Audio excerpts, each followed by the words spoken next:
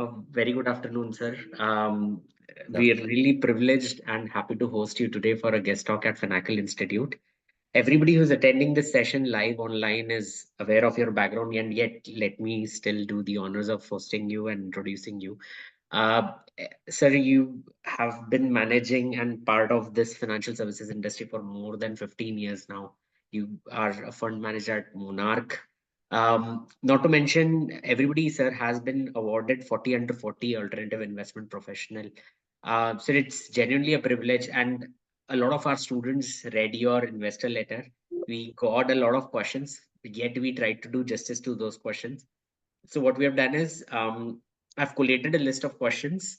There are about 12-15 questions which we hope to ask you at the end of the session. But first, we want to make sure we learn as much as we can from you today. And then, towards the end, so we have reserved all the questions towards the end to make sure that, we get to pick your brains around the same and learn a lot from you. Sure, sure, Shailesh. Great, sir. Sir, this stage is yours. So let me know if you face any issues in sharing the screen. Yeah. No, I don't think so. There is any issue. Is it now visible in full screen mode? Yes, sir. Full screen mode. Yes, sir. Yeah. Okay. Cool. So thank you, Shailesh, first of all, for inviting me for this small kind of a lecture on how we go about stock selection. I am very happy to be speaking with a lot of very bright future analysts and fund managers, and hopefully some great investors. So I'm very sure that the foundation that they are getting at Finacle will go a long way in making them successful in the endeavor that they have set out for and what you are training them for. And good that you keep doing sessions like these with people like us from the industry, with whatever little difference that we can also make at the start of their careers. Of course, everything adds up, as we all know. So with that, I think let me just start.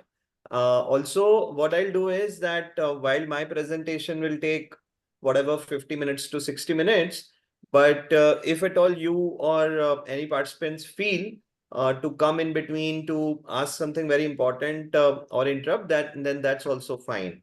So that it doesn't become like, too much of a monologue and boring as such.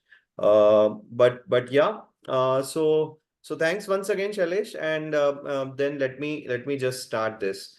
So see, what I'm is that fine, Shailesh? We are ready to move, right? Yes, absolutely, sir. Okay. So see, guys, what I have in mind to speak to you guys today is about the stock selection that I have been following and that we at our fund have been following quite, in a very religious kind of a way. And don't take this process only as the right process or as one of the best process as such. It is like, in investing that there can be many different ways to kind of find out a good business or the right business, but you need to have some process in that sense. And we have figured out a process for ourselves, which I will talk to you in detail. So you can obviously think about this very closely, but it's not as if that if you don't follow this, that you can't be successful. There are 100 different ways of being successful in the stock markets. So with that, let me just get into the presentation. And what we'll be talking about is not only the process, but also the method of how you can follow, what all steps you need to do to kind of follow that process and come to a conclusion of finding out the right business. So guys, first of all, before I even dive into the process and all that, I have three key messages to give it to you, and these are very important messages in my view if you want to be a successful analyst or a fund manager or an investor. First message is that, you should have a defined process in place.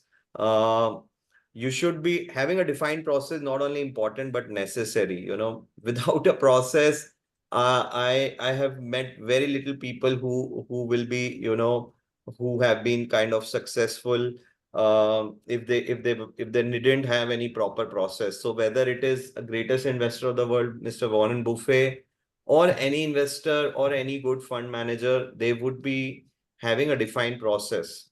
Second is that you have to follow the process diligently, and this is the very important part, and it is quite hard also, because we make the process, but we are sometimes not able to kind of follow that. And third is avoiding the noise, which is the most important, and it is very, very hard, because as you can see with time and with a lot of social media and digital world gaining salience, the noise and the velocity of the information coming to you has increased many folds. And hence, it is very important that the noise is avoided. So effectively, having a defined process is important. It is not only important, it is necessary. Without it, you don't even start. Then following that process is important and hard, and avoiding the noise is the most important part, maybe. Now coming to what exactly we are doing, and how we go about it, and I will take you deep in most of these points as we go through this session. Okay, but just to start, so see, at our fund, we follow a two-stage process, which we have even talked about in one of our newsletters. You may have seen in July 2023 newsletter. And this two-stage process, in that the first process, which is mentioned on the left side of this slide, is to have a clear focus list, which is basically a list of credible stocks. What do we define by credible businesses or credible stocks? Okay, so in that list, what we try and do is that we first of all want to have a long enough financial track record. We don't get very carried away or excited by business models where you don't have any history to, go by, and how will you make any judgment? So I generally need at least 8, 10, 12, 15 years of financial history. Even if it's a new listing, we would want that the data is being shared by the company for the last 8, 10 years, so that we can at least go and figure out what has happened in the business, how much has been the capital allocation decisions of the management in the past. So in this, first we want the kind of financial history. Then what we do is, and which I'll show in the next slide, we try and figure out an accounting quality and corporate governance kind of a score for them, which is the AQCG filter. That is, proprietary to us. We have developed this based on 14 to 15 key financial parameters, which thankfully, because of the advent of, so many good databases, now you can do it in with an automated kind of a filter set in your Excel, which the database guy will also be able to set it up for you, or you can set it up yourself. And what we do in that is that we figure out that how they have been managing their accounting quality and the corporate governance based purely on numbers. There is no qualitative aspect involved here. So we have around 15 odd parameters, which I will talk to you in the next slide in a little bit detail. Then we try and study their track record. How is the capital allocation being done? What kind of decisions the managements have taken in the past, and what were the outcomes from those decisions? Whether the management has been largely clean and capable. And there are effectively, what I'm trying to do here is that I'm weeding out the suspects.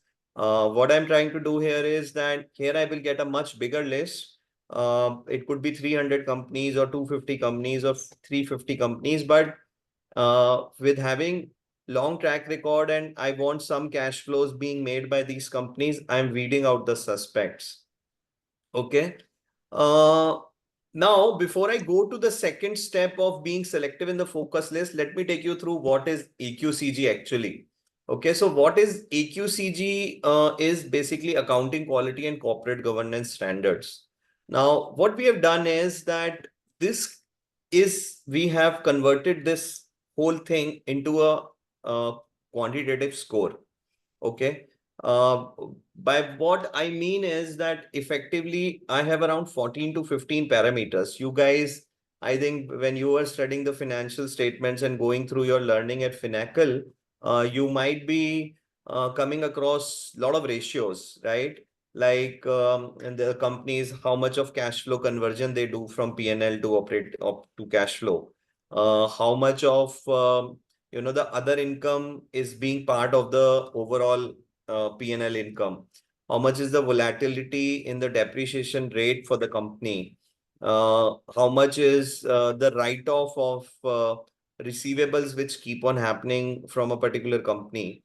How much are the miscellaneous expenses volatility in the company because they can be used to manage the earnings, through thick and thin. So what we have done is that we have formed 14 odd parameters and we take around 7 to 9 year data. On each of these parameters, I give a score to the company of 1 to 5. If you have, on a specific parameter like the volatility in the depreciation rate, because depreciation rate, by adjusting the depreciation rate, company can manage its profitability very smartly. And they can try and do those changes, which are sometimes not even realistic or, not as per the kind of, say, the acceptable limits or standards. So in these 14 parameters, if in that parameter the company is showing me some trade which is little doubtful, I will score it low. Otherwise, if it is proper and I will not judge it with only 1 year, 2 year data, I will judge it with 7 year, 8 year data. Okay. And then effectively, I would have a score on that parameter where 5 is the best and 1 is the lowest. Same way on 14 parameters. And these parameters judge your accounting quality and corporate governance on both P&L items, balance sheet items, and some cash flow items also. Now, in terms of corporate governance, it could be related to, how strong your board is and what is the board compensation. Do you have kind of suspect people who you are overpaying and getting them on the board? How much is the promoter compensation and its relation with their profitability? In bad times, do the promoters still keep taking a lot of money? So same way we do. And what we did was that we tried to do this test, in fact, Shailesh, on all the BSE 500 companies and the top 1,000 companies. And we get score for each company, right? And we then divide the companies into 4 quartiles. So whoever is the top score for me out of 500, they will be in the top 125. Then you're the second quartile, third quartile, fourth quartile. And invariably, okay, and we defined as score above 65% as a score which was showing basically sort of a good governance. And we figured out that, this companies scoring above 65% as a whole basket were generally giving better returns than the ones which are up below 65. Same way, while Q2, Q3, sometimes the returns can be similar or a little bit plus minus, but Q1 to Q4, there was a massive difference. Q1 quartile always had much better outcomes, much lesser volatility in returns, and much better overall returns. So going back to the initial slide, in my first kind of a filter, what I am basically trying to do is I am trying to have companies which give me at least 8-10 years of data so that I can do all this analysis. मैं ये सब analysis कर पाऊँ. And effectively, उसमें से I want to figure out a list of around 250-300 stocks where I should focus. I should not be focusing on the stocks which have, poor AQCG score, where track records are a lot of plus minus, because I don't want to leave my investing to too many chances, right? I want to reduce my failure rate. Why am I doing all this? Okay. I'm trying to do all this to remove the suspects. See, we have written here, Nietzsche, weed out suspects. See, ultimately, investing is also a, a sort of a field where you gain a lot by reducing your mistakes. It's not as if you have to keep hitting only fours and sixes to, win this match. Okay. It is like a never ending test match, right? So you don't have to win in even 5 days.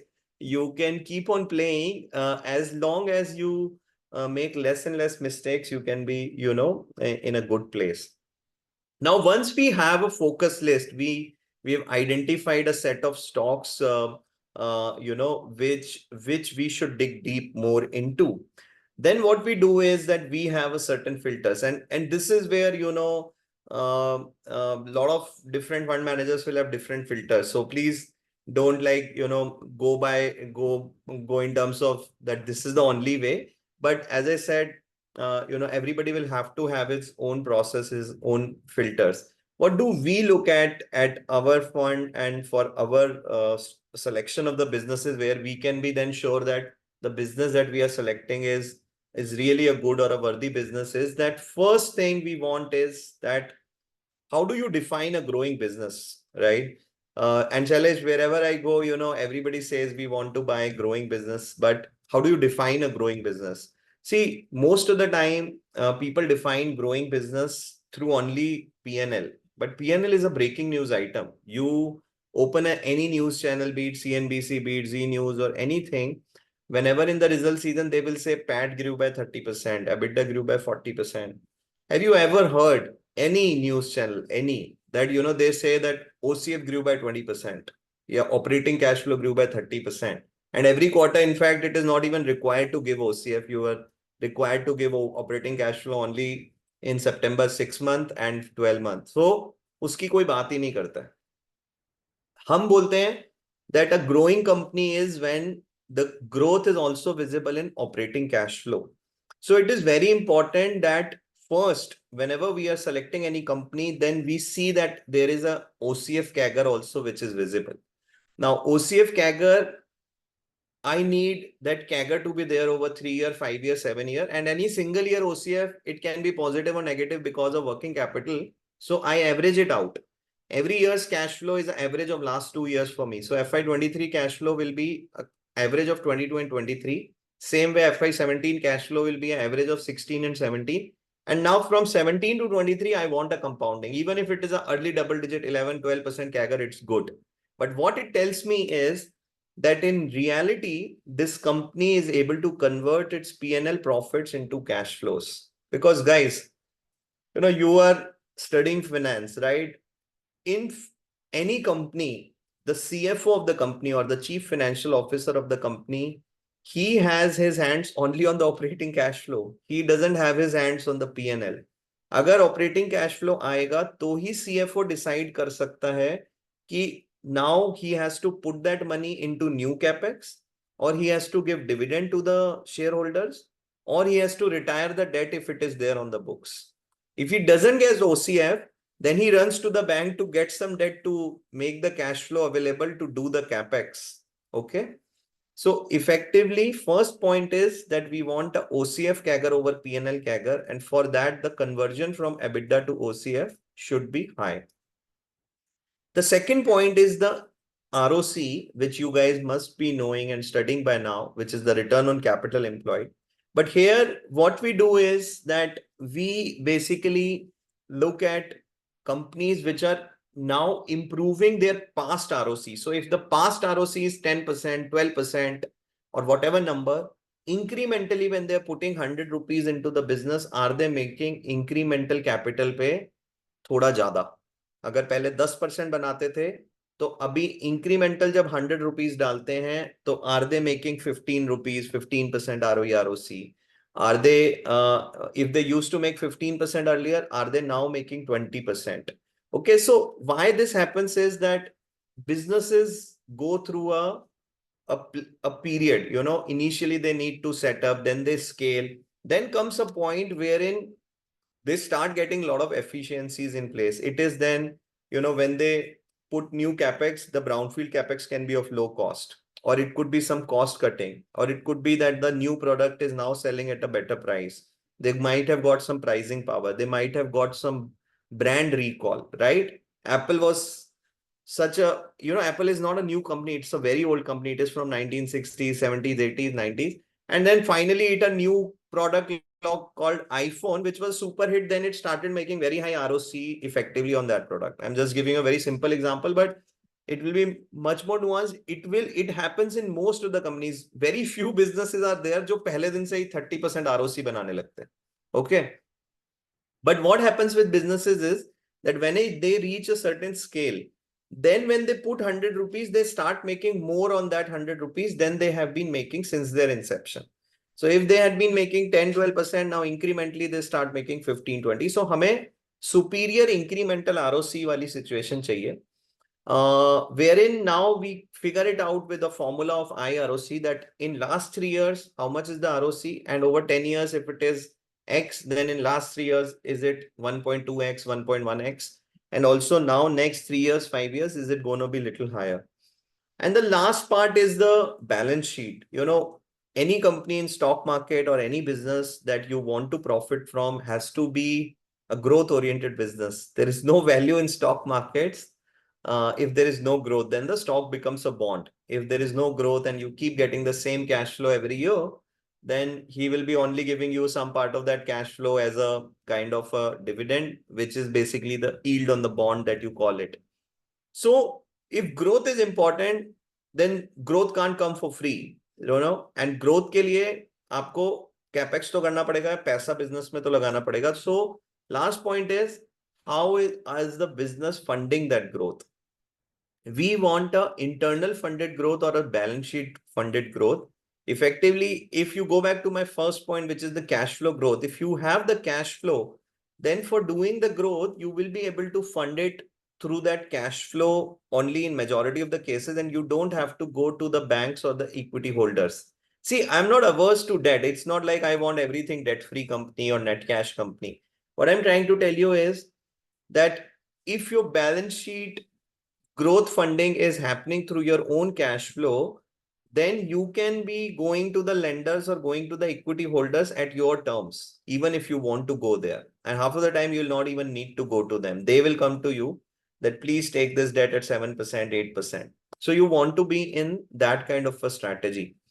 And of course, we have to study the business model, which I'll take you through now in the going ahead slides on how to figure that what kind of product and service the business is into. Is it gaining market share? Is it having a leadership position? So these are the three key, filters apart from study of the business model, which helps us kind of identify good businesses. And then the fourth part is, of course, valuation. Valuation is more art than science. There is, no exact science to valuation that look 10p is cheap and 30p is costly. It is made to look like too much straight jacket, but it is little more nuanced, and we try and use various filters or various parameters, basically various different techniques for valuation, which includes the multiple based on P, EV, EBITDA, EV cash flow, as well as in the DCF side. But basically, much more than valuation itself, you need to first kind of form a grip on the business, and then you should not be ignoring valuation if everything is cleared beautifully. So if these filters are cleared beautifully by a DMart or a Asian Paint or a Page Industry, do I go and buy them at 80 to 100p and still hope that I can make a 15% IRR or a CAGR, without any risk or without any volatility? No, that won't happen. You have to give very good importance to the valuation, but we'll talk a little bit more in detail going ahead, but it's gonna be little nuanced decision in that aspect.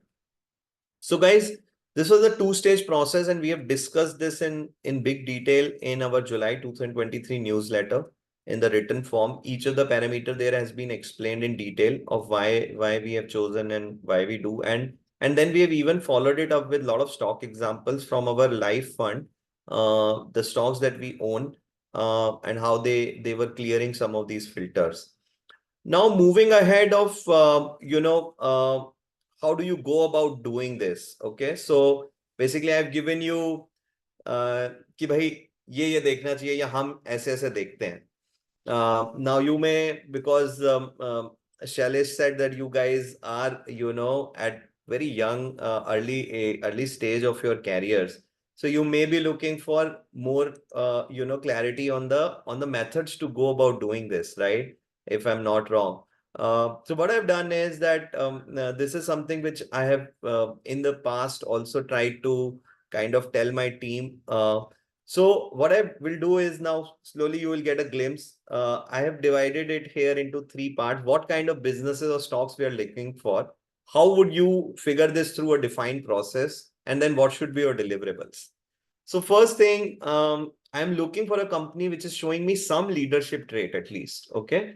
Either in a product or in a particular domain industry, even cost leadership is fine.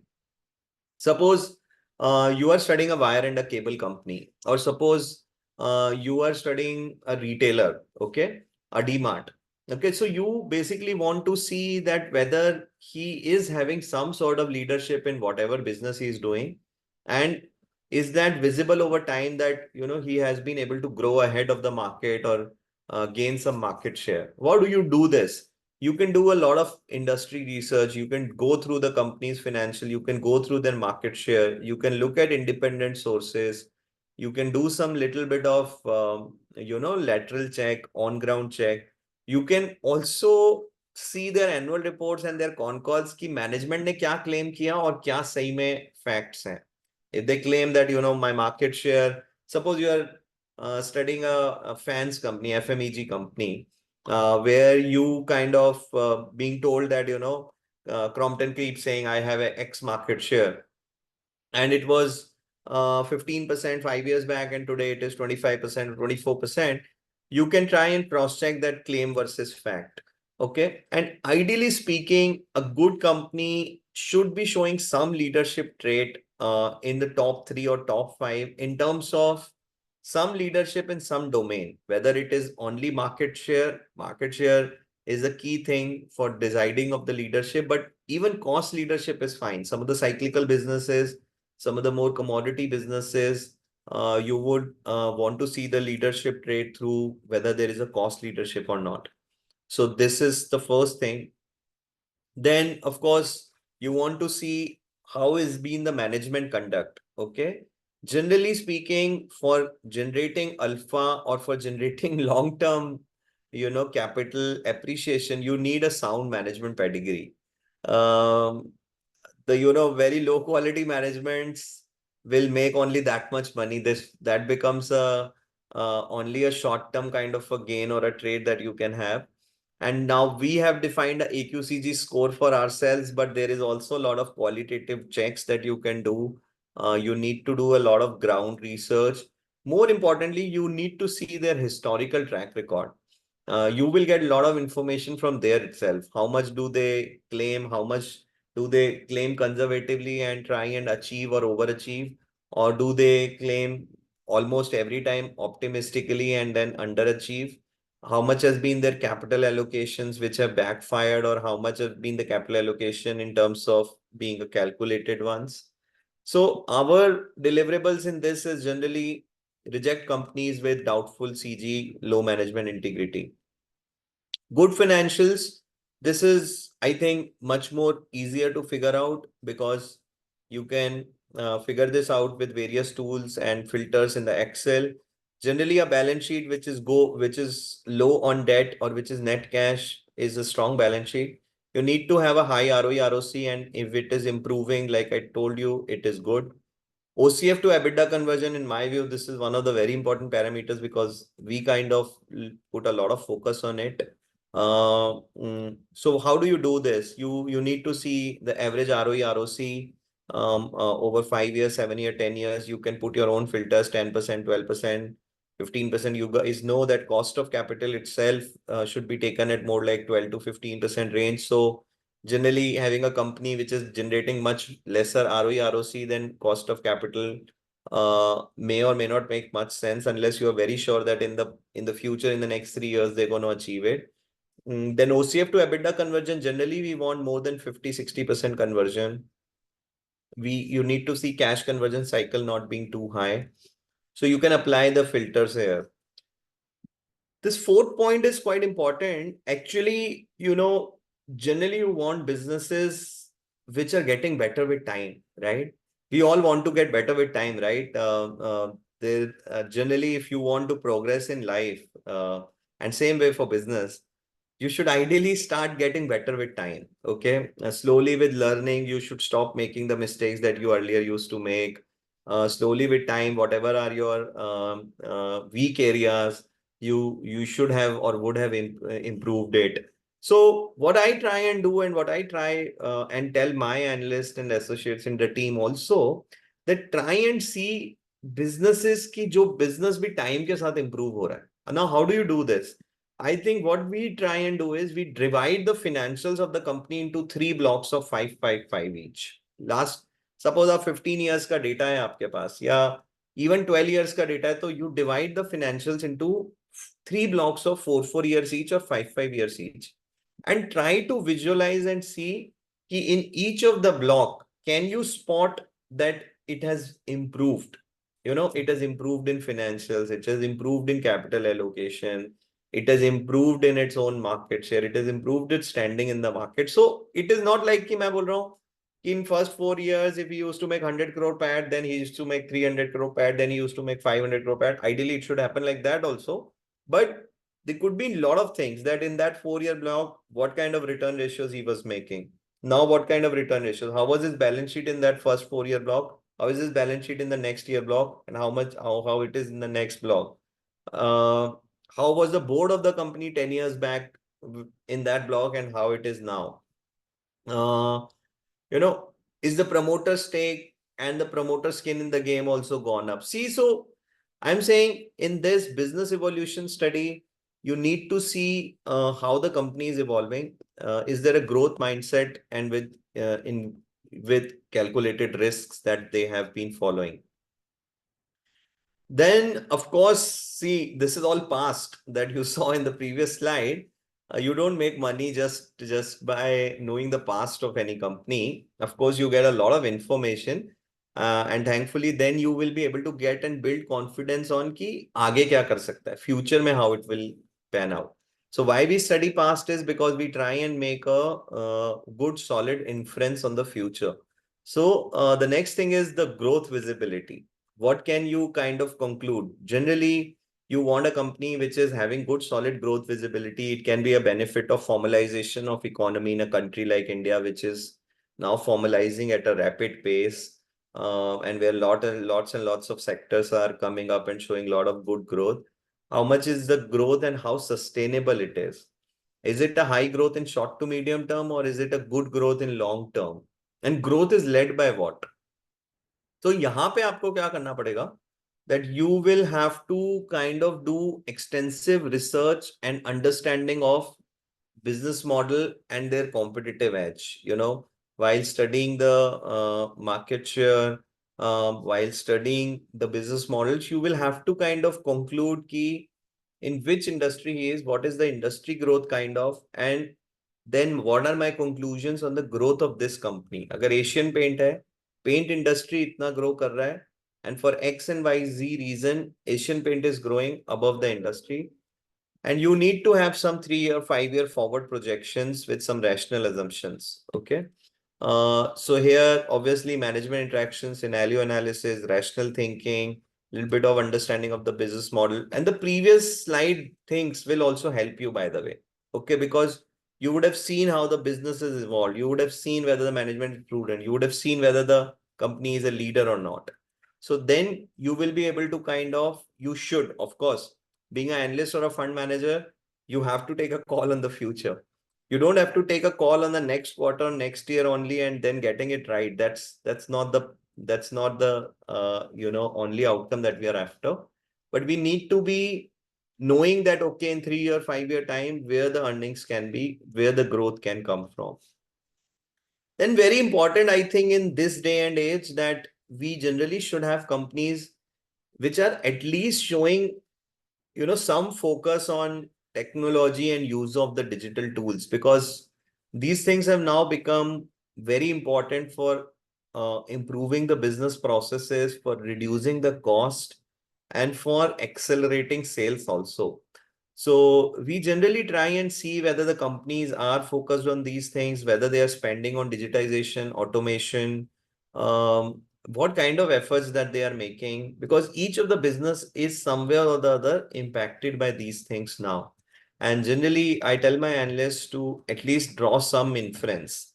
या तो एक inference बना लें कि in this business there is no need only, if it is so.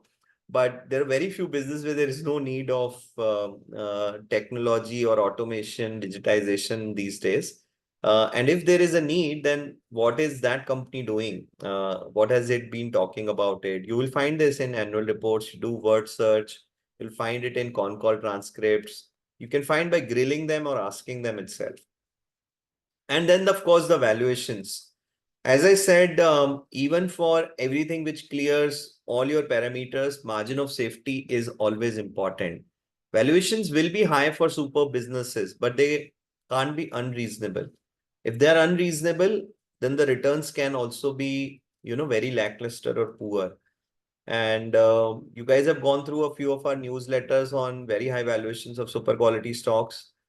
We kind of stick the neck out and said that, and it played out also that way. In that last 2 years, that whole basket returns then itself being very, very poor in a bull market, in a strong bull market. So what we do here is, how do we figure out whether valuation is reasonable or high or low?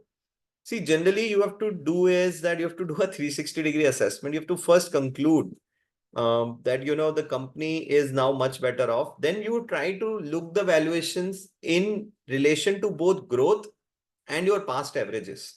So it is not just a one straight jacket thing.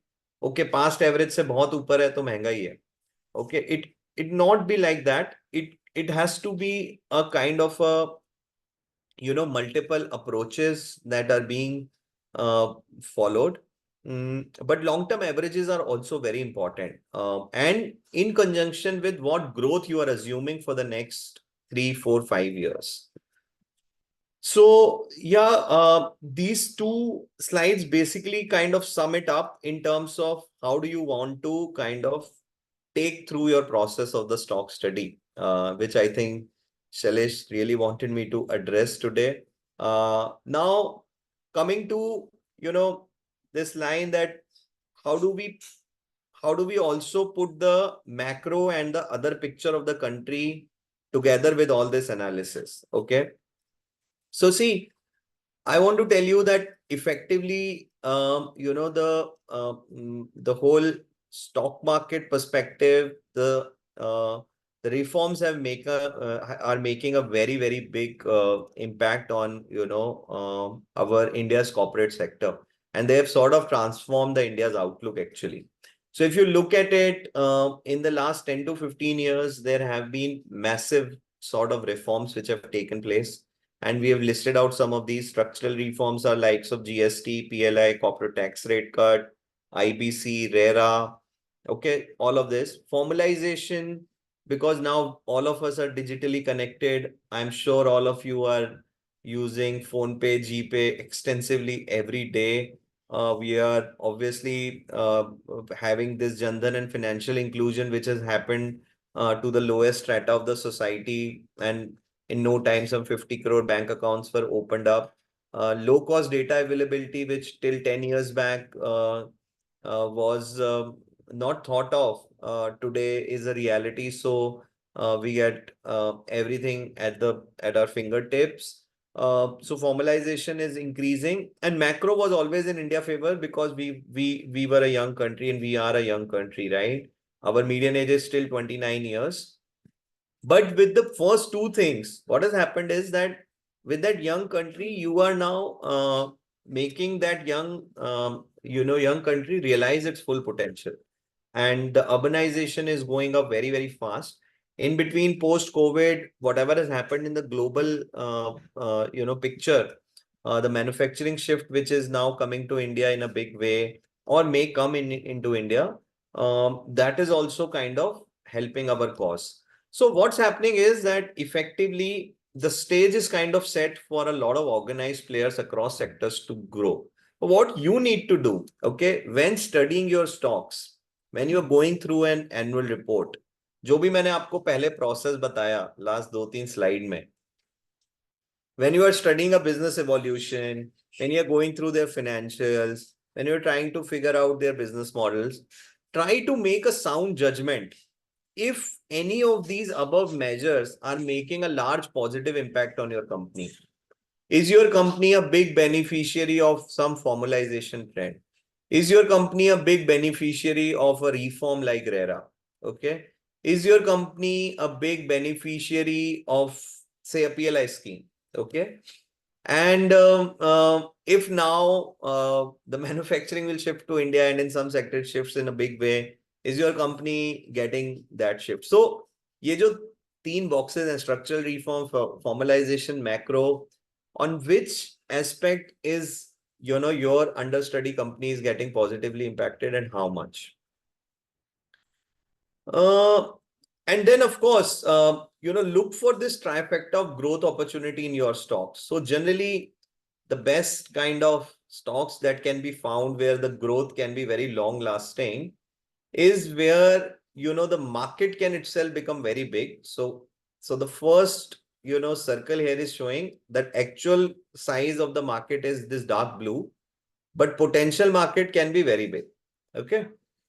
So suppose the passenger car market itself, which is now 4 million cars, um, can it be a 10 million car? Because in US and China, it is much, much bigger. I'm just giving an example. Same way, it could be in retail, it could be in any sector that you're studying. Then the second part is that how much of that sector is today formalized or organized, and how much of it is unorganized, because as such, with formalization of the economy, the organized sector is continuously gaining market share. If your sector is still very unorganized or non-formalized, then he will grow more than this market size because the organized sector will keep on taking market share. And then within organized, okay, whether your company is a efficient and a clean company so that he is growing faster than the market. So actually, if you see these two big multi-baggers of the last 10-15 years, both Asian Paints and Page Industry, they have been beneficiary of this trifecta of opportunity. वो जिस industry में या market में थे, वो 10 साल पहले वो मार्केट ही बहुत छोटा था, तो मार्केट तो ग्रो हुआ. उसके अंदर unorganized started reducing rapidly and they took all that market share from the unorganized. And within organized also, they were very efficient players. Okay. So this is what is mentioned in the blue, box here is the actual market in the company and is operating, ends up becoming a big market. You can check global comparisons for judging whether the actual market can be bigger for me. Okay. Whether the 4 million market of PV is big for India or it can be bigger. Is unorganized still a large portion or not? A lot of this data you have to, do your hard work, but a lot of time there are a lot of industry consultant reports and in a lot of sectors where the new IPOs come, a lot of these datas are given, and even in annual reports of many companies, these datas are given. Con calls पे दिया जाता है कि unorganized कितना है अभी उस sector में and how is it been moving, and is company under a study, an efficient one. Best compounding stories will be the one where all three areas throw up huge potential and company a strong foundation to benefit. You need to develop the passion to find them. Okay, these exists.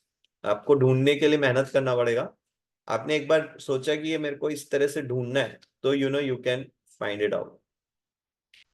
Then I think this is part of the question also which you guys have sent, but we have covered this part also, and in that key organized sector continues to get heftier.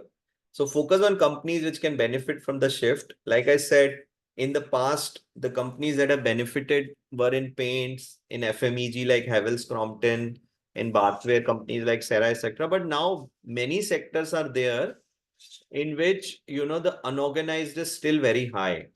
So if you look at the right side of this chart, like in retail, value apparel, plywood, logistics, mattress, there is still these sectors, wires and cables that, the unorganized or non-organized has been still very high. And we kind of been putting this out even 2 years, 3 years before that these sectors, if you are able to figure out the right growth for the sector itself, and then within that, the companies which are doing well, who are taking market share, then you will have very long sustainable growth for these kind of businesses. And in terms of the outlook for the country itself, in our view, what we feel is that India's demography is very, very strong. India's outlook has improved because of the reforms that I talked about. And hence, there are so many big trends for us in the next decade. You can, find out companies or good companies or winners from a lot of places in a lot of areas where these big trends are playing out. So big trends, I've listed some of them here. We will see a lot of manufacturing pickup in India. We will see a lot of higher spend in physical infrastructure, be it green energy, roads, ports, rail. You guys are seeing it now all over around you. There will be a lot of financialization of savings and digital banking financial services. So that also we are seeing that a lot of now money is starting to go away from only savings and bank deposits to, intelligent choices. There will be a lot of scope for automation, digitization, and technology penetration across business model in industries. So our job as analysts and fund managers is to find out leader companies in each of our sectors which have the resources to leverage these trends. Okay, ये trends तो play out होंगे, but effectively, which are the companies which are leveraging, these trends, and they have the resources, they have the personnel, they are having that urge to kind of take advantage of these trends to end up being multi-baggers. But see, in stock markets, nothing comes for, as a free lunch. Okay. So it's very important that we as analysts are also giving due importance to the risks that are always there. So whatever kind of analysis you end up doing, you need to be aware that some of the key risks which are there in most kind of businesses. Okay. And what are those risks and how much I need to be aware and kind of being cognizant about this. So the first risk in our view is that try to see businesses which have high dependence on commodity RM and RM which can't be hedged easily. If product is having pricing power, then it is okay. Dekho, in paints also, one of the key RM is crude. But generally, okay, they are having a lot of pricing power. So even if the crude moves a lot, and they have now become quite, organized industry with good large market share for the leaders. So even if that changes, then they are able to price it accordingly, and hence the risk is mitigated. And whether this issue impacts your company in a big way or it doesn't impact, you will be able to get this from gross margins, right? Gross margin is what? It is basically from the sales, you are removing all the RM cost. So if you have a very high dependence on RM, which you can't hedge or which you can't pass through, your GM will be very, very volatile. Okay. Otherwise, it will be volatile, but not to a very big extent. You can effectively have basically some tools to be able to kind of mitigate it and still keep your gross margins in a certain range. Risk number 2.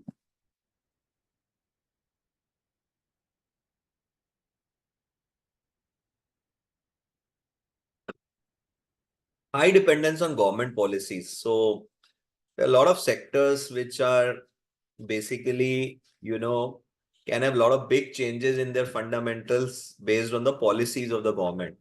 So at least you should be aware, and you should also be aware whether the direction of those policies are positive for the sector or it is all over the place.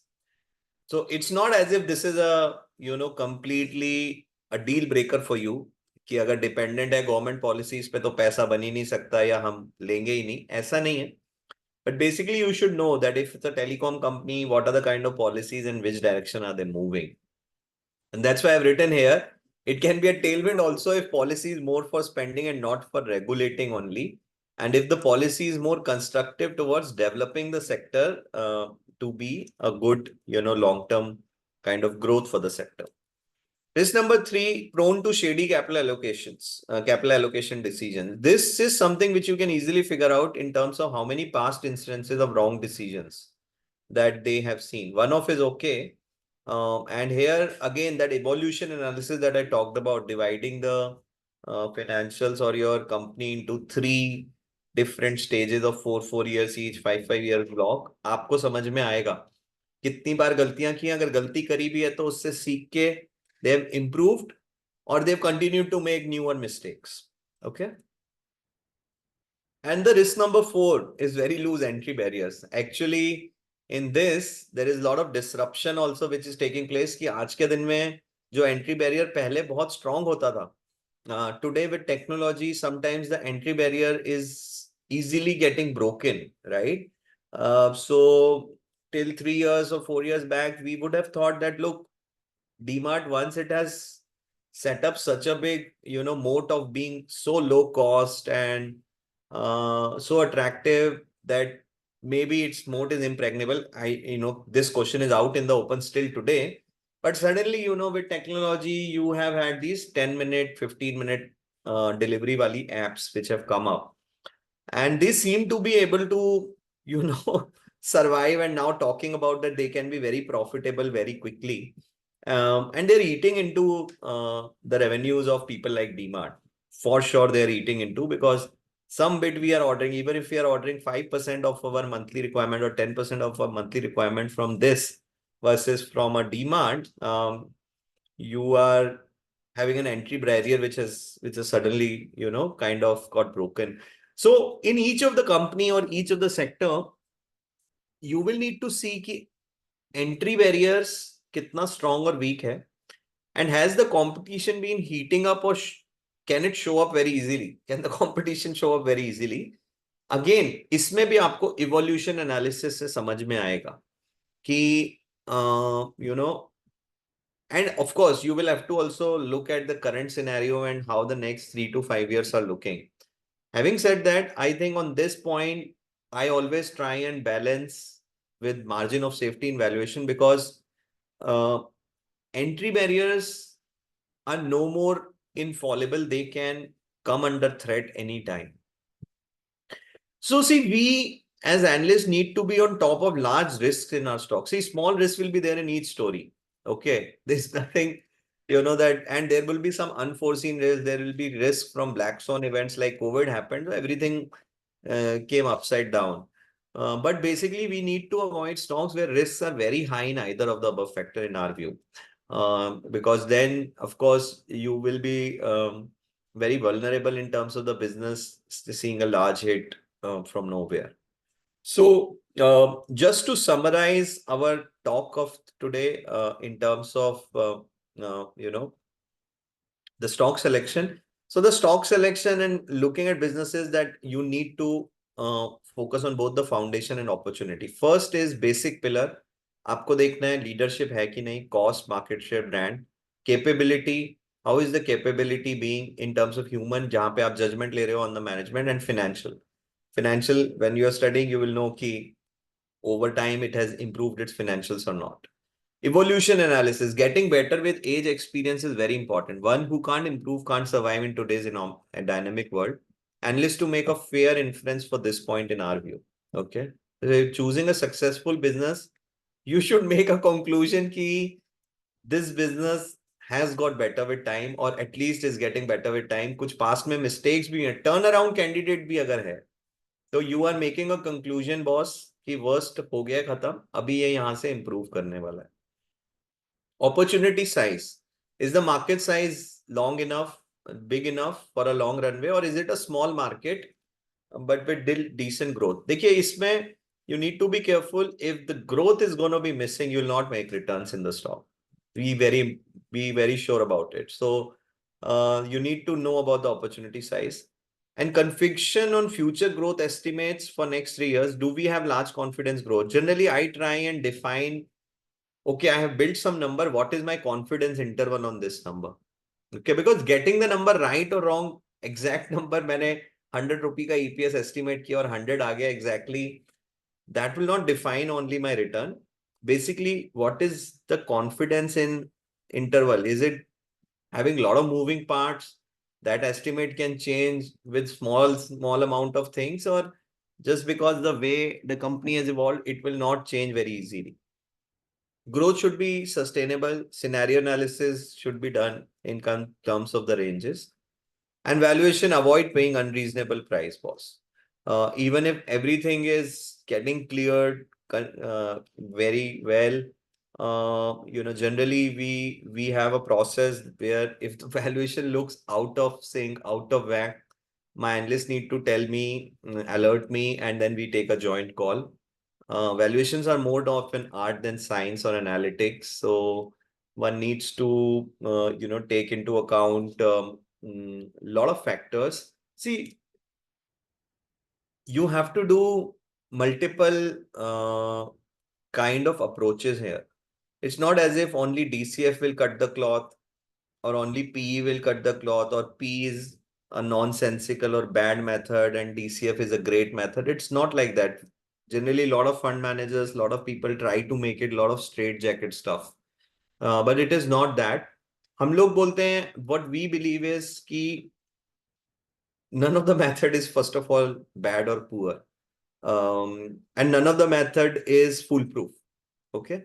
What we try and do is that we try and figure out exactly what kind of expectations are built into the today's price.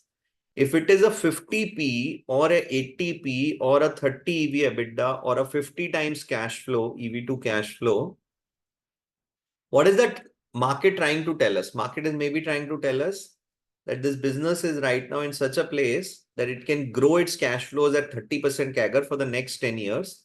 So the 10-year out cash flow will become, say, 20 times of what today it is. And hence on that, it will be less than 10 times cash flow.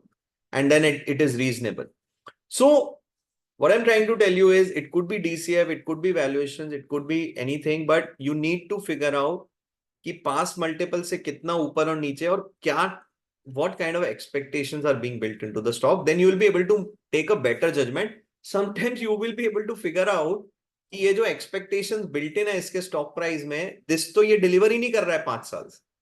Okay, like either if again I keep coming to those same names only, be it DMart, be it Asian Paints, be it Page, if it's trading at 80p and market is saying that they should be delivering earnings CAGR of 30%, you will maybe figure out कि ये तो 20% ही growth deliver कर रहे हैं. तो फिर अब और high base पे will they be able to still deliver? And now the competition is heating up in their industries big time. Some of their past modes have become slightly weaker. Then you will be able to very easily kind of justify that, look, this kind of expectation which is being built in with the market may be not right, may be misfounded. So, see, the most effort part will be valuation, but even doing the other work religiously is very important.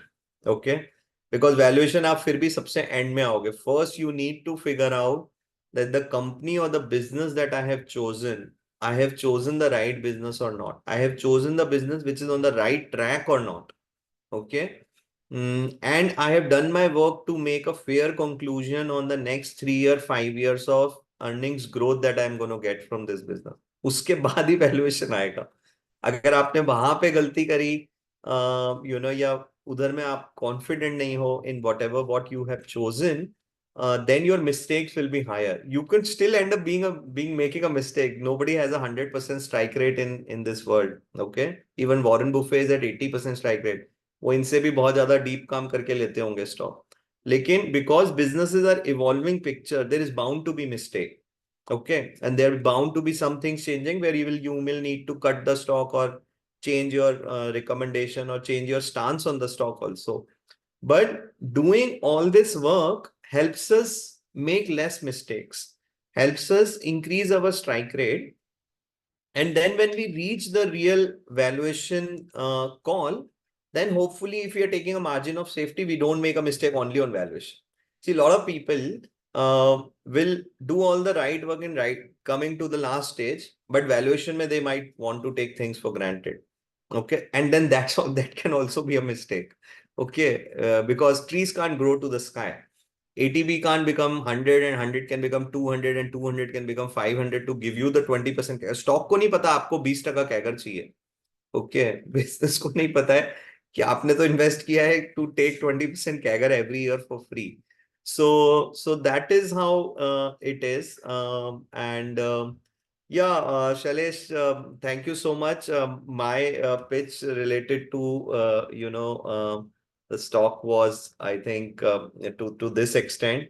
I'm open for questions that you may have on this and also otherwise.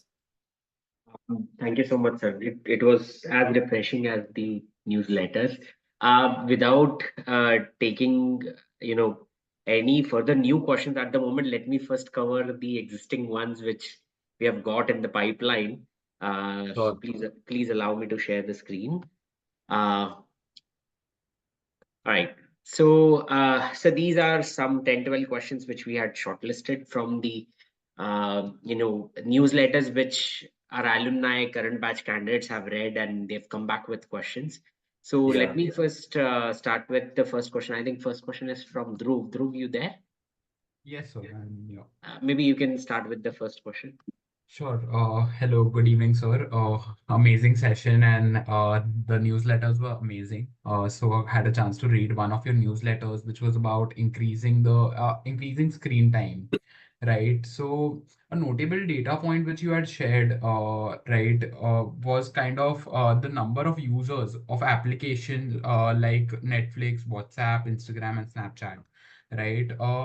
A very big trend which I can evidently see from those data points was like apps like Instagram or Snapchat or a WhatsApp would have a greater a user base because you don't have to pay a lot of money for using those apps. But while a Netflix or a Prime Video, right, where you have to pay the subscription fees, it has not grown that massively as compared to a WhatsApp or a Snapchat, right? They have grown, but not as evidently, right? So India is a tough market to crack for businesses due to frugal mindset of an Indian consumer. So what is your take on these subscription businesses for per se? Yeah, so we agree with this kind of conclusion that you have made on the subscription-based businesses. Okay. See, having said that, as such, what we kind of are seeing is that as the affordability also increases, okay, people will be subscribing to more subscription-based businesses, but they may not be overpaying for one. Okay. They may not want to pay an extremely high sum for Netflix, but they may want to have Netflix plus something else, plus something else, plus something else. See, the newsletter as such for the screen time was per se on a topic that screen time, is it an enduring kind of a trend? It's an increasing trend. And will that endure for at least the next 1 or 2 decades, before which maybe regulation wise it might get need to be reined in? Okay. Because ultimately a beyond a point screen time may have issues on physical and mental health, right? And that's what we were trying to conclude, and then we were trying to see whether there are some investing implication, because see, what newsletters we write is not just on what stock I own and what I don't own. I generally try and pick some obscure topics and try and debate on them. Okay. So having said that, the newsletter objective at that time was that, the trend of increasing screen time, what implications it has. On your question of whether the subscription-based businesses can thrive or grow in India in a big manner, I kind of agree with you that in some cases the Indian, kind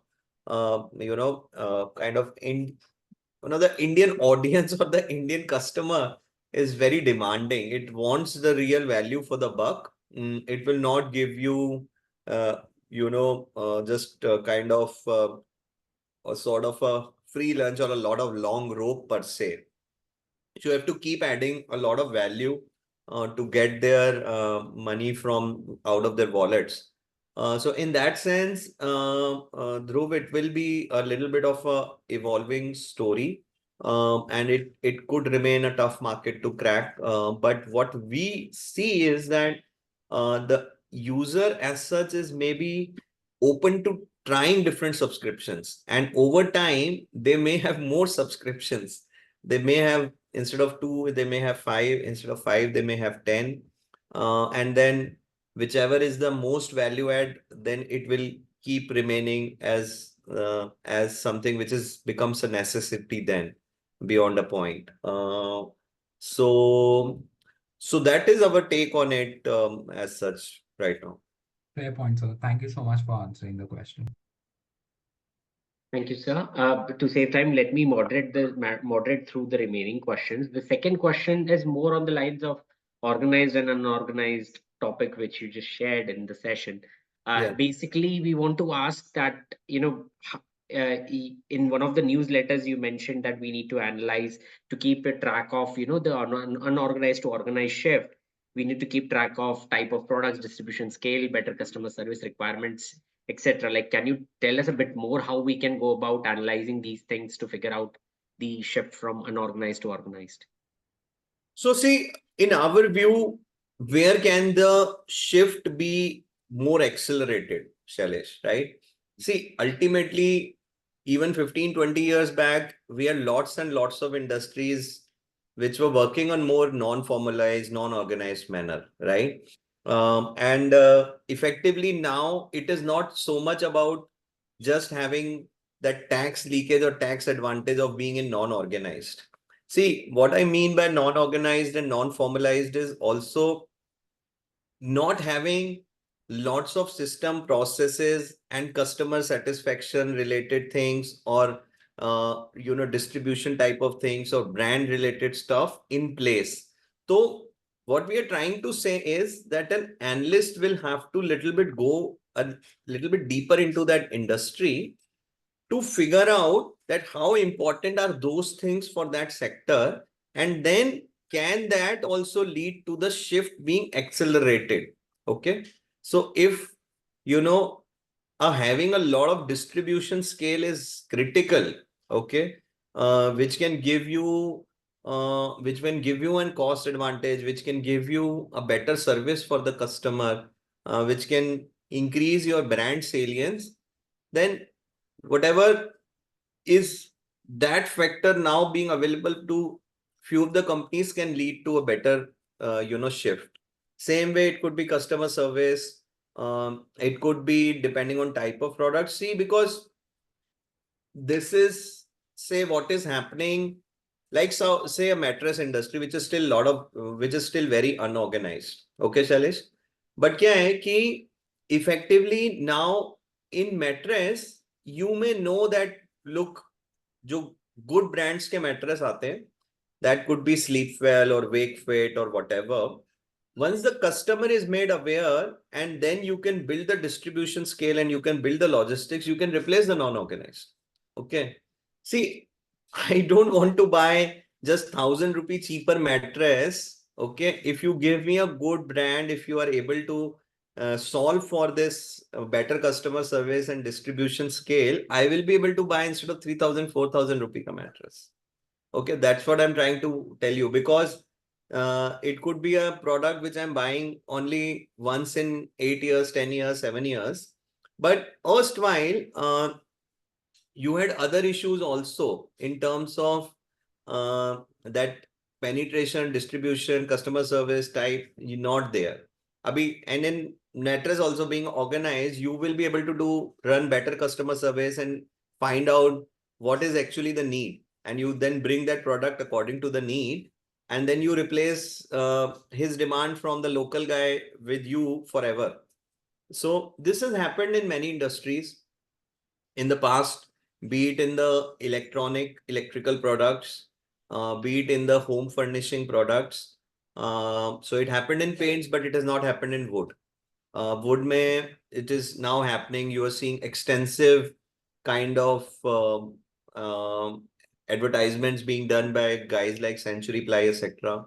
It can happen in apparel. Now it has become more brand related stuff anyways in apparel. तो वो सब हो रहा है.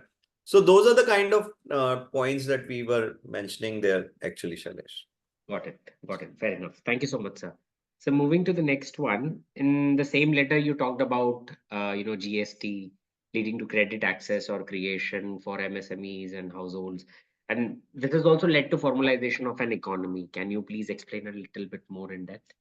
See, effectively, once you are having an access to credit from the banking system or from the, from the completely formal channel, because a lot of these MSMEs and, till the time we didn't have lot of this data availability, there were a lot of leakages which were happening, Shailesh. And that led to a parallel non-organized cash economy, which continues to remain even there today. Okay. But and that's why the digitization also and this UPI is a very important moment for us, because now when you guys go to any shop and you pay even 10 rupee item or 100 rupee item through a UPI, it is your bank account and his bank account speaking. ठीक है? तो वो cell को वो छुपा नहीं सकता है, बिकॉज उसके बैंक अकाउंट में रिसीव हुआ है वो पैसा और आपके बैंक अकाउंट से वो पैसा गया है. Now point is that once this keeps on increasing in volume, okay, and his efficiency may also increase, he may also not want to hide. And then with that data stream, the banks can come and give him credit to grow his business. वो बोलेंगे यार आपका इतना अच्छा cash flow है, okay, मैं आपको I give you this loan or credit at a good cost. Why don't you look at growing this, right? And that's how you then end up, seeing the growth. So basically, what we are trying to tell you is that effectively these reforms are leading to better credit flow in the system. And when it is a all formal credit flow, it is not like that ki Shailesh has taken, some loan from a friend to grow his business. He has taken it from the bank, he has returned it to the bank, and then he has a track record. Next time he gets a better credit term, his credit profile goes up, his credit history improves, and that's how the circle gets completed. So that's the point that we have made it there.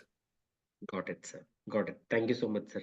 Now, there are 2, 3 questions from the same newsletter where you talked about super overvaluation in, or rather overvaluation in the super quality stocks, basically.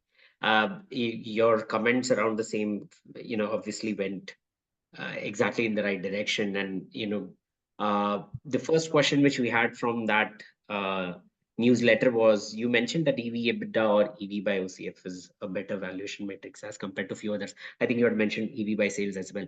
We just wanted to understand, could you emphasize a bit more around the same? Why not use the other?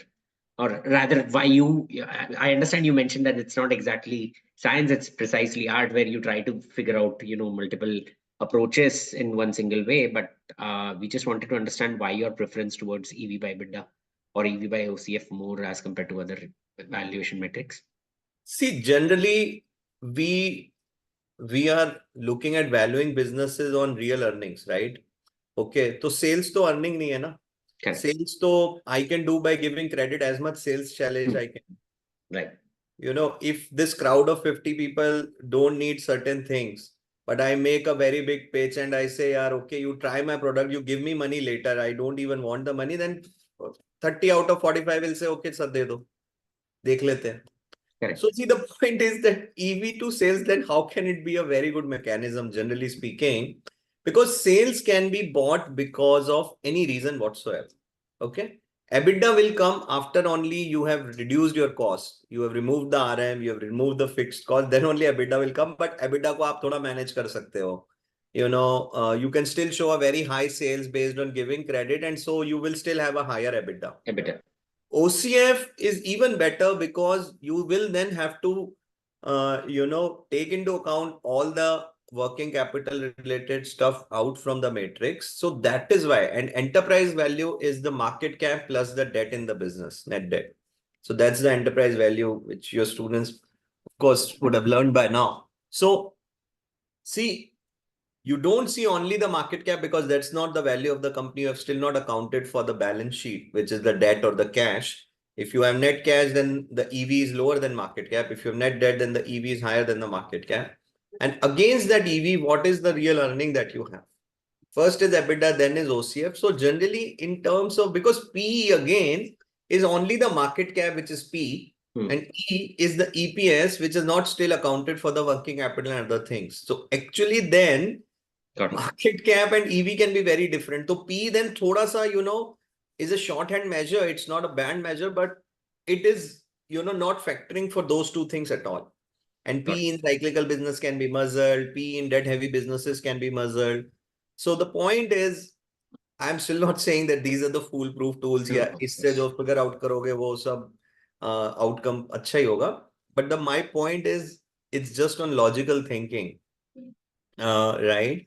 And it's fancy to use EV to sales in a lot of businesses which are very fast growing, just as a shorthand. So people try and see, but effectively, see, क्या होता है कि जब शुरू की stage में when there is no cash flow, very little EBITDA, the business is yet to break even, like Blinkit is yet to break even in EBITDA. Then people try and say कि boss अभी EBITDA है ही नहीं, now there is no OCF, how then I should value it? Blinkit is not valued at zero.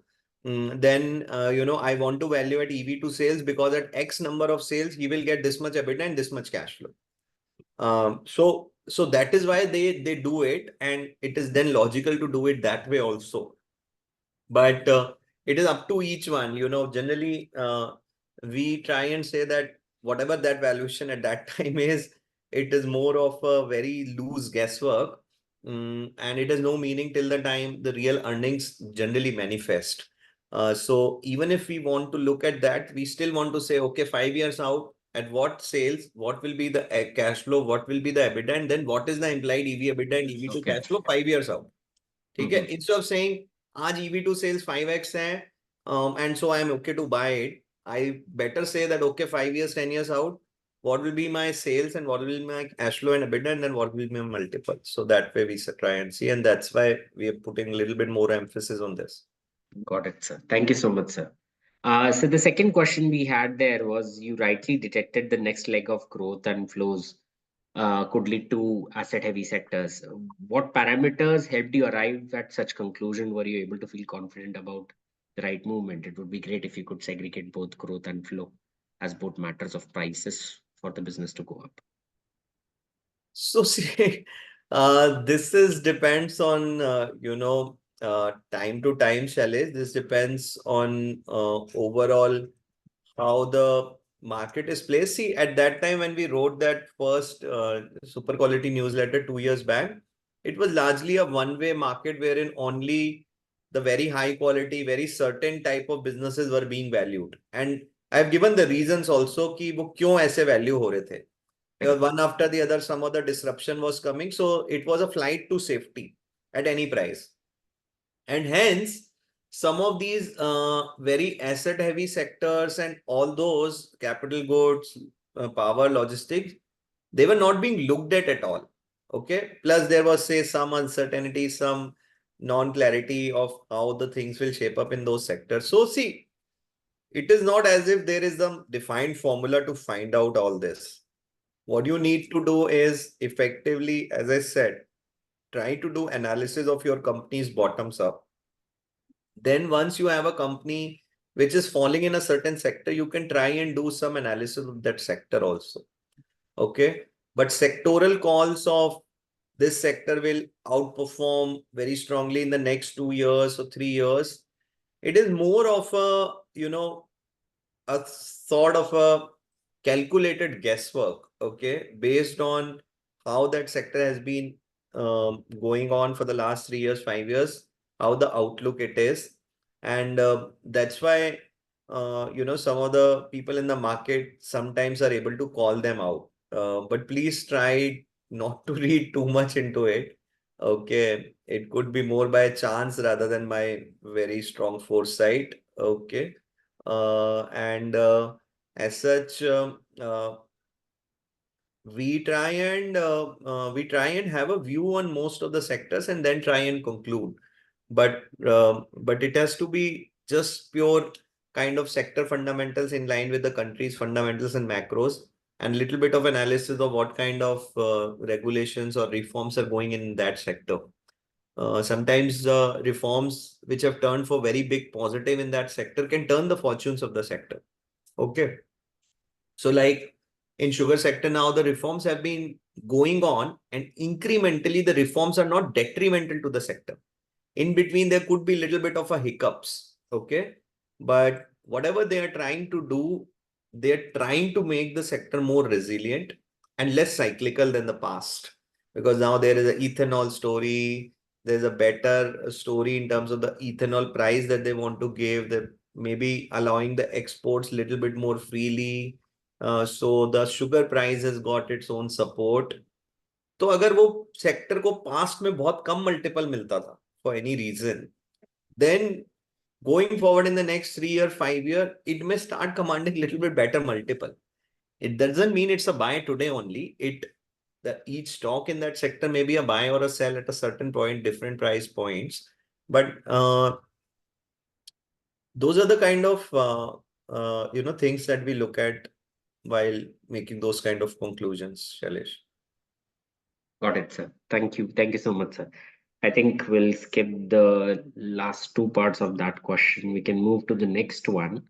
Given the last 10 minutes of the session, you have been kind enough to give us this time. Obviously, you have been traveling a lot with the new fundraise. We wish you luck for the same, sir. I'm sure it's going to be a kick-ass start for Monarch as well. And for you to have given us 2 hours at such peak period of your firm, it genuinely means a lot to us, sir. We'd like to utilize as much as we can in the given time frame. So moving to the next question. In a newsletter of Jan 2023, you mentioned in higher interest rate world where equities must compete with other investing classes offering better yields versus the past. Can you please elaborate more around, bond yields and earnings yields, how they affect flows in equity markets? No, this is Shailesh, very kind of logical and common thing. See, generally in the last 10-15 years, actually the interest rates were either falling or staying very low. Okay.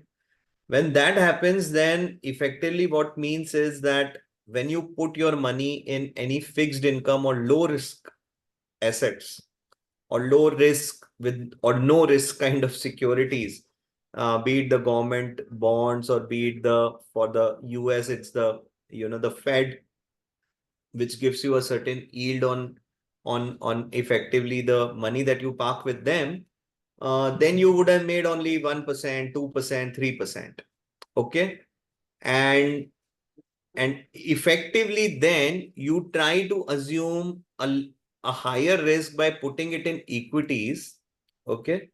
Because even on equities, when on an earnings yield basis, basically, which is the inverse of the multiple. Okay. So effectively, if there's a 2% interest rate, and then if I equate it to 2% earnings yield, I'm effectively saying I can give a 50x multiple, 1 by 2%. So now what happens is that now in the last 3 years, post-COVID, with inflation coming back, commodities going up, geopolitical tensions going up, China issue, which is happening globally with the Western world, and Russia's issues with the Western world, the inflation trajectory has decisively turned. And now it's cooling down, but nobody knows what will be the base case inflation. And hence, the interest rates have gone up, and they would come down now maybe this year as Fed is signaling, but they may still remain higher for longer. So if on fixed income you start yielding 4% or 5% instead of 2%, then effectively your multiple for the equity markets come down, because now you're doing 1 by 4%, which is 25 times, or your earnings yield has to go up. So it's very as such a kind of a logic and a basic thing. What I think I would suggest the students is that they can try and little bit Google on this stuff and read some research papers and whatever material they get their hands on, okay, on this topic, and they will be able to kind of figure it out. See, it's not again exact, क्योंकि क्या होता है, for some stocks you may still see very high multiples, but for the market as a whole, generally, you are always competing for flows.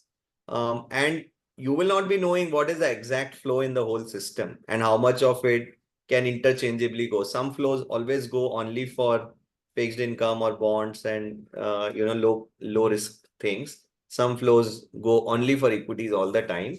So it is not as if they are both always competing with each other, but generally, that is why this comparison is The done. simple psychology of money chasing yields, basically, Yes. across the asset classes. Yes. Thank you so much, sir. So moving to the next question, I think we have covered this. We're gonna simply skip to the next.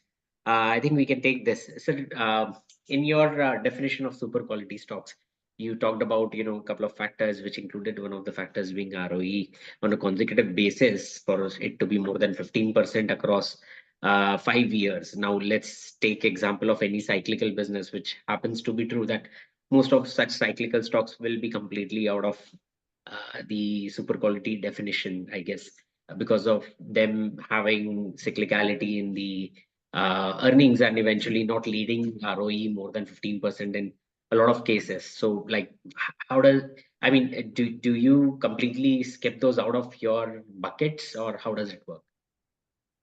So see, basically they may not be termed as very quality stocks, but that doesn't mean that we are not looking to invest in those kind of stocks at all, or ever.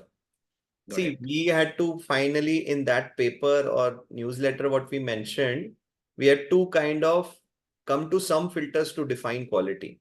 Okay. And see, it is not as if you're not quality, if you are cyclical, then you can't generate returns. I'm not trying to say that. But quality को जब मैं define कर रहा हूँ, Shailesh, so I have to follow certain parameters that over long term sustainability of return ratios, sustainability of growth, good management actions, good capital allocation. These are the things which put you into a quality basket. If because of cyclical nature, your business is very volatile, then it cannot be termed as a very high quality business. Okay. Because the returns will be plus minus, plus minus, plus minus. A very high quality business will have good outcomes most of the times. That is what we are trying to say. Having said that, cyclical businesses can make a lot of money if you are able to pick them at the right point of the cycle. Okay. And then also able to exit at largely the right point or not being stuck into them at the wrong points. Okay. So there is no issue with that at all. I am not saying that investing can't be done in cyclical business or should not be done in cyclical business. So yeah, we do consider the cyclical businesses also, wherein in the coming ensuing cycle of 3 to 5 years, most of our parameters will get cleared. They may or may not be cleared in only 3 to 5 years. But see, we have very low percentages of those kind of businesses because we don't want to take so many risks, and sometimes it is not also very highly possible or doable to figure out each cycle perfectly. आप समझ रहे हो? See, because it is easier said than done, right? You can always try and figure it out multiple ways, but whenever we are doing it, we need very high certainty to be concluding in that manner, and then we can do it. And then also, once that cycle is playing out in that 3 year, 5 year next period, I should have most of my filters clearing effectively. Got it. I just wanted to understand, like, does it happen to be one such filter in your investment ideology, or is just the way of the point which you were trying to make when it comes to overvaluation in the domains of super quality stocks, I guess. Thank you so much for the clarity. Sir, we've run out of time, just last 2 minutes. So there are three set of It's questions. okay, 4-5 minutes here and there is fine. Yeah. There are three set of questions which we basically ask all of our speakers as part of our Stalwart series. The first question is, any unheard yet impactful reading material which you would recommend to these young aspiring budding investors, which they can simply go through along with their curriculum at Finacle Institute, which might help them become a far better version of themselves? Okay, great. See, so what I think, okay, instead of maybe giving you just a few names, okay, try and read a lot of books and biographies on good business leaders. So try and read the book on Mr. Musk. Okay, try and read a book on the Ambuja founder. These are all there. Okay, Ambuja cement, how was it built by Mr. Seksaria? वो पूरी book है. Try and read what is that book on Musk, because finally, if Elon Musk has built 2 or 3 supernormally successful companies, he must have done a few things. Then, of course, you have some very good books like, The Outsiders itself, which you guys may have heard or read already also, wherein they talk about some 9 or 10 very, very different thinking kind of CEOs, जिन्होंने उन businesses को बहुत बड़ा किया. And they kind of made those businesses come of age by their very strong kind of capital allocation, running it in a decentralized manner. How did they do it? So, and also generally to improve your thinking process, do try and read as much as possible, even if it means that reading only the annual reports. um, just just keep reading, just don't give up on reading. So just try to, at the end of every week, try to make a list of कि ये week में क्या क्या पढ़ा मैंने. Your thinking process will automatically improve. So I think the 2 greatest investor of all time, Warren Buffett and Charlie Munger, they just keep saying, they don't recommend anything कि आप क्या पढ़ो. वो क्या बोलते हैं, सिर्फ just read. And they keep saying to each other that we read so many pages, we read so much. So I know, yeah, see, the point is actually the world is becoming too noisy, and there is a lot of things which take away our attention span. And for reading, you need to have, you need to put aside a lot of things and put a lot of attention span. आपको give up करना पड़ेगा, अपना mobile give up करना पड़ेगा, थोड़ा सा TV watching give up करना पड़ेगा, maybe hanging out with friends give up करना पड़ेगा. तो then your thinking process uh, will improve automatically. So one way to go about it is that at the end of the week, try and figure out how much could I give up all the other things to read, and can I give up a little bit more? If I were able to give up for 3 hours, can I take it to 3.5 hours? If I was able to give up for 10 hours, then quite good. Let me maintain 10 hours for at the next 10 weeks. Okay. तो फिर, और अगर सही में वैसा कर पाए तो फिर आपको 11th वीक में अपने आप ही लगेगा अब 10 की जगह 11 घंटे दे देता हूँ इसको, क्योंकि मुझे इसमें मजा आने लग गया है. And then how it will improve. I think my recommendation will be that जो भी बड़े successful businesses हुए हैं, HUL के ऊपर business, HUL के ऊपर book है, because Mahava CEO factory, they keep producing great CEOs. So आप फिर चाहे कुछ भी उठाओ, आप बिजनेस से रिलेटेड हो, आपको मटेरियल मिल जाएगा, बहुत सब टाइम निकालो पहले पढ़ने का. That's my recommendation. And the last question, one crucial life-changing advice that you got, and obviously keeping in mind the reading one. Any other advice you'd like to give to these young budding investors? See, in my view, generally the key advice that I want to give them is that try and figure out your calling in the first 5-7 years of your career. You should be effectively kind of being able to know that what are you really passionate about. Okay. So because ultimately you will be able to do well only if you're passionate about it. You can get the motivation to do that thing day in, day out, and not take it as just another role or a job. Then it may so happen that 10 years down the line, something else excites you and you want to take a plunge. But at least in the first 5-7 years, you have sort of figured out that, look, if I'm in this field, what I want to do. So for like myself, I keep telling a lot of people about this, that when I was into the equity analyst field, I figured out after 5-7 years, though I got that opportunity after another 3 years, but I figured out that ultimately I have to put this analysis into practice of fund management. And why I want to do it is because I can enjoy it and there is no retirement age in that. If Warren Buffett and Munger can manage money at 90 years of age, generally in investment management, there is no retirement age. Shailesh may have figured out that, he drives a lot of satisfaction and passion in training kids and students for this, and in that process he's able to grow and he's able to kind of also make a good career, make a good living, make a good money.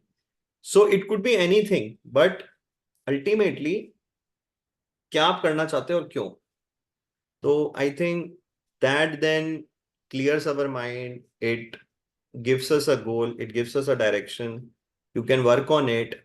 Then you can achieve it in 2 years, 5 years. That's not, important. You should not be impatient about it कि ये करना है तो अभी कल ही मिल जाए. वैसा होता नहीं है. So I figured out that, okay, I want to do it, and I want to do it in a little leadership role. I waited for it, and then I got an opportunity. Once you got, then to try and be good at it. So I think my advice would be कि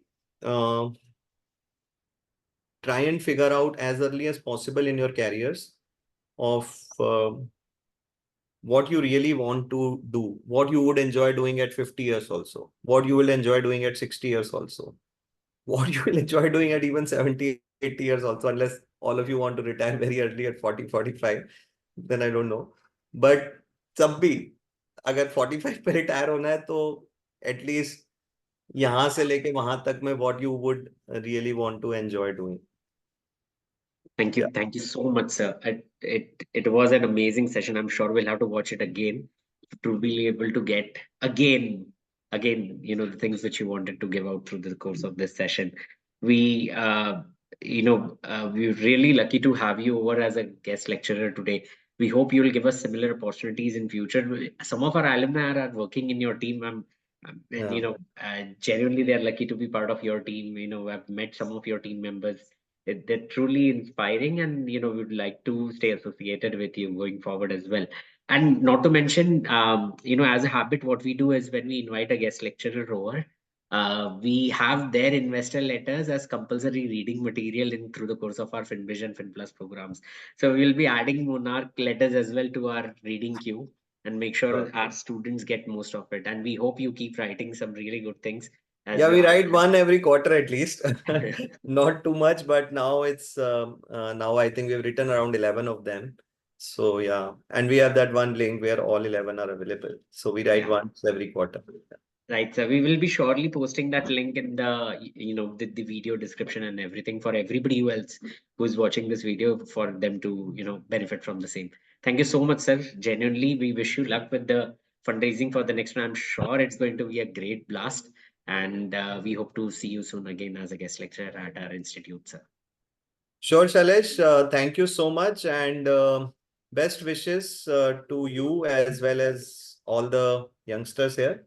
As I said at the start, I'm very sure that they are on their way to become great analysts, great fund managers. Indian fund industry needs lots and lots of such guys because we are just starting out. As you know, our mutual fund industry is now growing leaps and bounds, but this is just fraction of money. And outside of mutual fund in developed markets, the kind of money that gets managed in various kind of different structures and products, it's just humongous. So thankfully, the scope for our industry is huge for the next 2-3 decades, and hence, guys, you are in the right field. Just make the most of it, learn as much as you can, and then of course do what you would really want to do, and I'm sure you'll excel. So thank you, Shailesh, and it was great to be here. Great to be sharing some knowledge, whatever I could give. And yeah, we will look at doing more such sessions in future. Thank you so much, sir. Thank you. Bye, guys.